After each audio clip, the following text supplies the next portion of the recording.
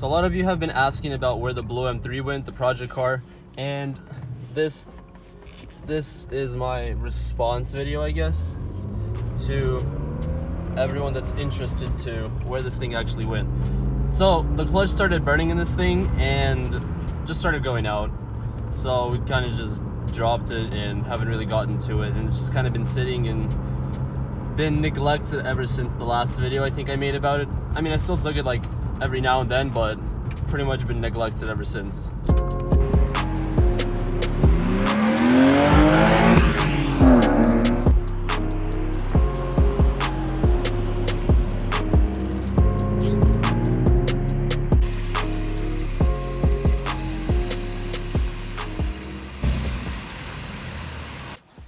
I wanted to just a little later towards the summer, but the transmission and the clutch is slipping so bad at this point that I think I just got to do it now. And it's a fun car to drive. I love this car, but I just need to do it now because to drive it's not good at all. So yeah, we're gonna do it in really cold weather. As you can see, I'm in a jacket and a hat, so yep.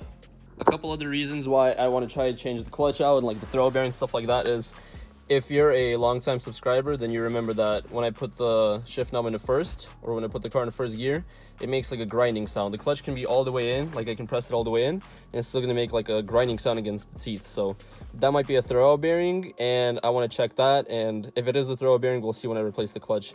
Another reason is the starter keeps falling out, so when I try to start the car, I'm not sure if you can hear it right now, but you can hear the starters definitely flying off again. And it shouldn't sound like that, so. But okay, I got the car in the garage, so leave the car here.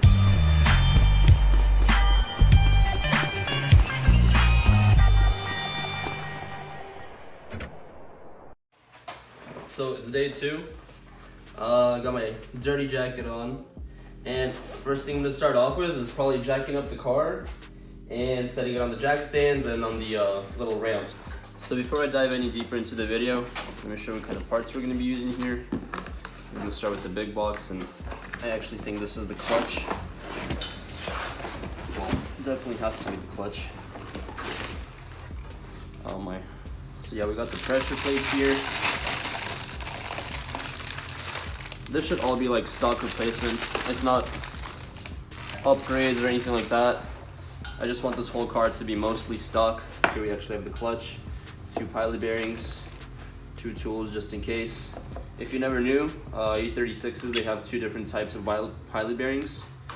One is thicker, one is thinner, and I guess in this kit they just included both of them just in case. So here's our clutch. Nothing special, just a standard OEM clutch. Yep. Okay, so this is actually a lightweight flywheel that I went with. I think this one comes in at about 15, 14, 13 pounds, something like that. And really nice, they included new bolts. I mean, they should anyway. If you get something without new bolts, probably send it back to them because it's probably not worth it. So, yep. If you ever get freaked out when you get a flywheel, you'll notice that one of these holes will be a bigger size, and that's actually to mount the flywheel onto the engine the proper way, and basically just holds it in place, and then the rest of it you just kind of, you know, bolts it up back into place. This should be the rear main seal. Yeah, I decided since I'm already taking the engine off, I mean the transmission off, that I have access to it already, so why not replace it. I also went ahead and ordered a brass clutch pivot pin because the old ones, the plastic ones, they tend to fail. So I got this one right here, and it should increase durability and should give you a better feel of the clutch. So that's what I went with for that part. Next. Oh yeah, I actually took off these Garagistic bushings that go onto the transmission itself because it was a little harsh, and it was like giving a really hard vibration in the chassis or, you know, inside the car. Yeah. Next up, we have the Garagistic bushing set, the shifter kit. And what this comes with is the bitch clip, as they like to call it, because it's really hard to pry up in the transmission up there. What else? This is where the shifter linkage goes, and that's where the ball for the actual shifter itself goes right here. So most likely, if your car is old, and it definitely is, and you haven't replaced these parts either with OEM or harder parts or harder bushings like these, like polyurethane, then they're probably destroyed. And if you have like a sloppy shifter like I have in the E36 here, then these are the things that you're probably gonna need to replace. Let me show you what I mean by a sloppy shifter, just in case some of you don't get it. You know, that's pretty much a telltale sign that this thing is just destroyed. So that's what I'm gonna be swapping out, just so that the shifter is as sturdy as the one that's in my E36 and doesn't just flop around like that. Getting back to the car, I already removed the sway brace right here, or whatever it's called, the under thing. Some of you might have an X brace, that's what I have. Some of you might have just a bar going straight through, but have to remove that, size 15. Next, you gotta take off the exhaust from the front, and there'll be 3 bolts per pipe, I guess. And for some of you, just like me, you might run into an issue where your studs will break off, and mine have honestly already been broken off for the longest time now, so I'm not worried about that. But basically what you're gonna want to do is just insert another bolt from the top, just like I did right here, see? And because that's the only way around it, unless you get like new studs and you order new ones and you put them in. But this manifold's pretty much clapped out. You can see how rusty it is, so there's no point of me doing that. So I just kind of put a bolt through there. And the last stud or bolt, I guess I can say now, that was holding me back, I had to drill out. I legit drilled out the place where you put the socket on, and you can see that whole mess right there. So, but anyway, after you get the first 3 top bolts unbolted over there, you got to go to the center, disconnect your O2 sensor, and disconnect it from the hangers, and then you're gonna go back to the muffler. And I think it's 4 bolts, or I don't remember anymore. Okay, so yeah, it's gonna be 4 bolts. There's gonna be 2 in there, you can see it right there, and there's gonna be 2 more on this side.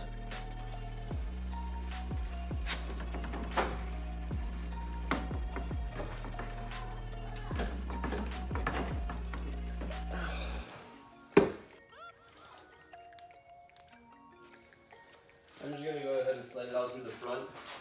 First kind of back it up and then pull it this way.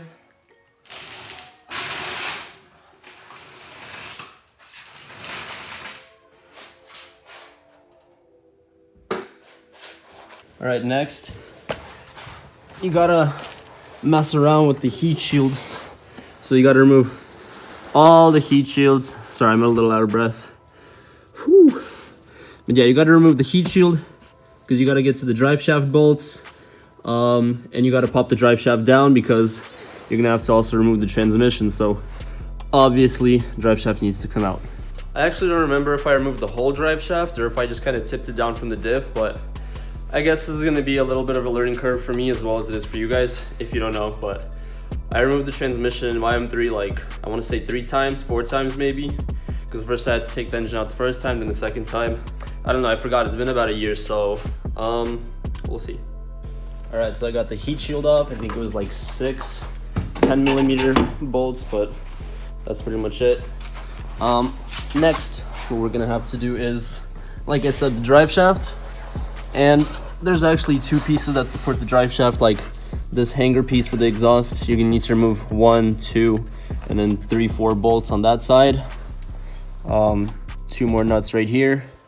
And yeah, then you're gonna get to the transmission right there, and the differential is right there. So what I would start with, what I would suggest is first removing this cross member right here, and then moving on to the differential or transmission, whichever one you want to go to. But basically first remove this, then go to differential transmission, and only then would I remove this center supporting shaft right here, because the whole differential is just gonna plop down. It's gonna be really uncomfortable working with this thing unscrewed, like on the differential or the transmission, believe me. But after that, you should have more room to play with, and it's not just gonna pop out. You still have to wiggle it out, you know, you still gotta move it around, but we'll get to that when we get to that, and I'll show you guys what to do.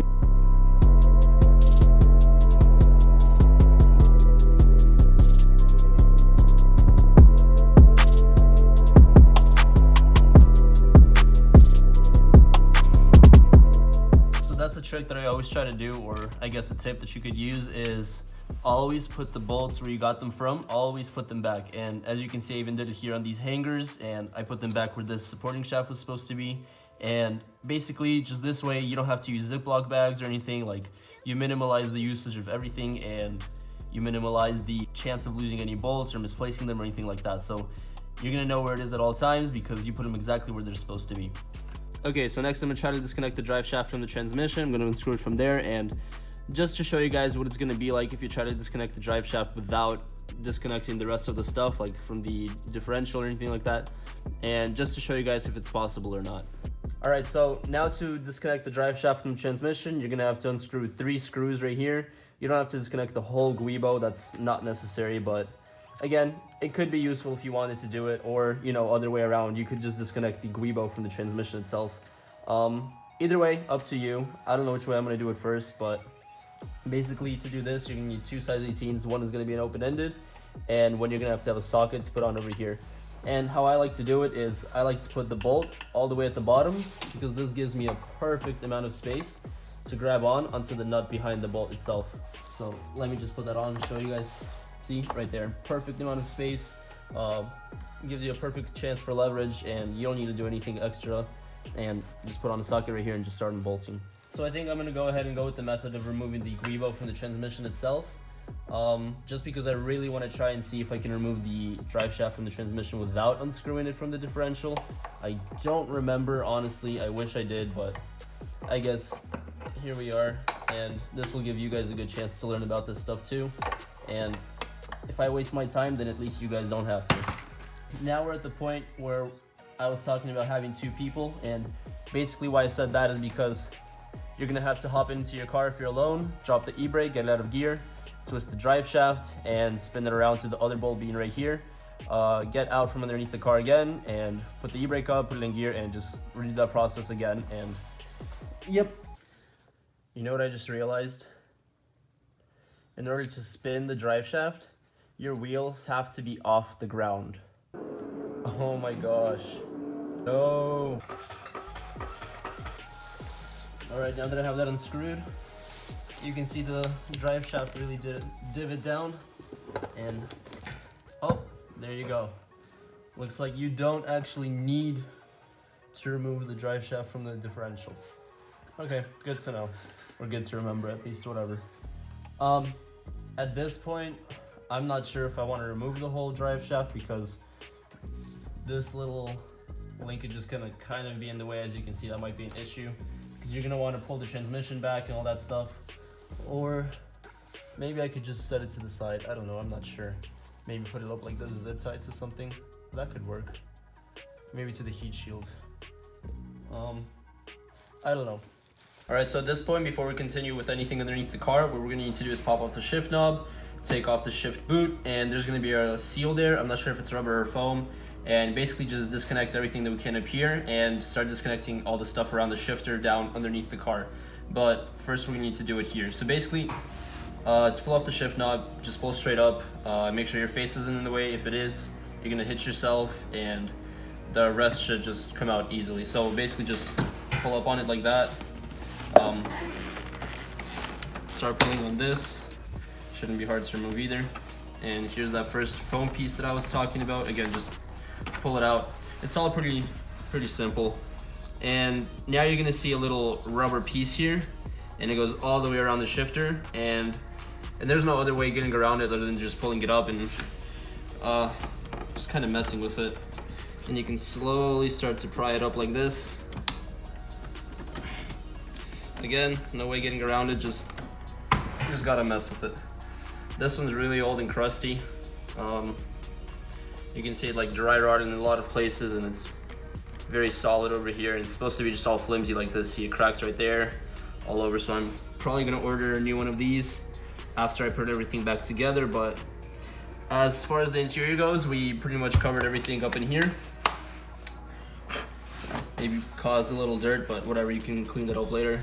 You can kind of get an idea of the little piece that I was talking about that the ball holds, and you can see all the linkages in here that you can start disconnecting from underneath the car. Maybe even get an idea of how to do it from over here. But let's just go ahead and hop in underneath the car now. Right, now that we're underneath the car, I can show you what we can do down here. So here are the linkages that I was talking about when we were inside the car, and here's one of the first few things that's gonna hold this linkage here. So how I like to do it is I like to play from this area right here, and you just gotta basically pop this part out, by all means necessary, however you wanna do that. My favorite way is to bend one of these outwards and just kind of slip the rest of the assembly or the bushing out. And this bushing also has a big impact on how the shift knob, how the feel is in it, so definitely gonna want to replace that. I have that with me already to replace. Next, moving down, going down the same arm, the same linkage. It's all the way up there. Oh man, I don't even know if I can show it. Yeah, there it is right there. We have a clip that E36 guys like to call the bitch clip. You can look it up on the internet. That's exactly what they call it. It's this clip right there. You'll see it on that bolt going down right there. And basically why that is because the bolt, or I mean the clip, is pointed that way, so towards the front end of the car. And the hard part about it is you have to pick it up going like that, and it releases this arm right here. And wow, this whole linkage system is shot. So that's why right there, this little ball, you can tell why that is. So that's why we're doing this. But yeah, the clip over there, you got to pick it up from the front end of the car, and you got to pick it up like this so it goes up or even points towards the back. So keep that in mind. I'm gonna go ahead and get onto that, and I'm gonna get on this bushing right here. And I'm actually considering removing this heat shield right here and just taping everything underneath the car in that yellow heat resistant tape. So I don't know, we'll see. But I'm gonna get onto that clip over there and onto this bushing, and then I'll see you guys after that. All right, so I just found a really easy way to remove this bushing right here. And basically I just took a fat screwdriver, or that's the wrong one, oops. I took a fat screwdriver like this, and you see this little spot right there where it sits like that. So basically that part, that opening right there with the two sides, the two angles, I just kind of shoved it in there like that and pushed the screwdriver up towards the top and hammered it in, and then pulled down on it, and that released this whole bushing right here, which, by the way, let me show you how bad it actually is. Like, that's terrible. I think I could probably even take this off. Yeah, so that's terrible. So what I did, this is how the clip sits. What I did is I took a flathead screwdriver, kind of creeped it up the side over there where this tunnel is, right there. Let me try to focus it. Basically right there where the bitch clip sat, and it sat like this. So you can see that this part right here, I kind of bent it out with the screwdriver, because this is basically how I did it. I got a thin screwdriver, and I recommend finding the longest one that you can and the sturdiest one slash skinniest slash strongest. And basically I put it up like this horizontally, and I started just kind of twisting it counterclockwise until I got underneath it, at which point I just picked it up, and yeah, and then I just slid it outwards towards the left side. So nothing hard there. So got this arm disconnected as well. Now I'm gonna probably disconnect it right here, this clip, and then I'm gonna start unbolting these. I think they're T's right there. Yeah, I'm gonna start unbolting those over there. I also wanted to make a comment on this. Not very happy with the amount of oil that's all over this transmission. I'm guessing this part right here, since this is towards the bottom of the, the whole transmission right there, and just the basic bottom point, I'm guessing that's all from the rear main seal. Seeing as how it's also like in that area right there, I'm guessing that's all from the rear main seal, and that it's pretty much destroyed, so that's definitely gonna need to be changed out. Because if you see, it's basically in that one spot right there, and everything right here and right there is pretty much clean. So very glad that I bought the rear main seal, and I think I might need to do a oil pan gasket. But yeah, for now I'm gonna be removing these E-bolts. That one, there's one over there, and they go all around the transmission. So that's what I'm gonna get on right now.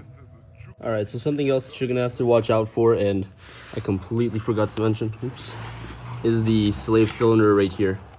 So slave cylinder is located on the transmission. Let me get a better shot of that. Right there. It's basically just two 13 or 12 millimeter nuts that you unscrew and you just pull it out. And make sure to secure it somehow. I like to just kind of stick it in here. And professional tip, make sure to not press the clutch while this is out because this thing will explode. So just be careful with that. Anyway, so my transmission bolt removal took a little longer than usual. There's supposed to be 11 and I got all of them off. And of course the very last one, let me see if I can get a good shot of that too. That right there. So the bolt, it actually broke off. So I'm not meaning the head of the bolt, I'm not meaning the top hat, I mean the actual like star pattern of the E-bolt, it broke off, like what you grab onto with the socket. So I had to use a belt sander right there with a compressor just to get that junk off of there. So now the transmission is loose, and I also took off these the cross member for the transmission just so that it could tip down a little bit because the top bolts all the way at the top are extremely hard to access all the way at the top up there. But anyway, got that done, and now you get to watch me struggle as I manage to pull the transmission down all on my own.